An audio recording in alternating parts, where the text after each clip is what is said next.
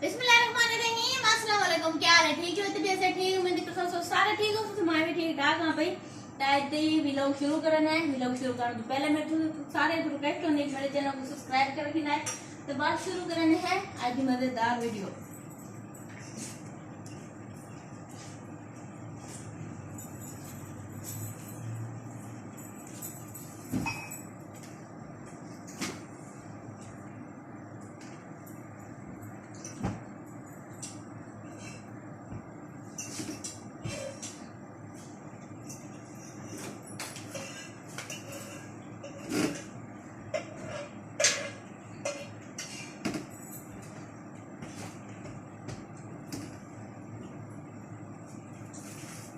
सच आ गए ना बिस्तर ढेर लगे लाते धांक लगी लाते बिस्तर नहीं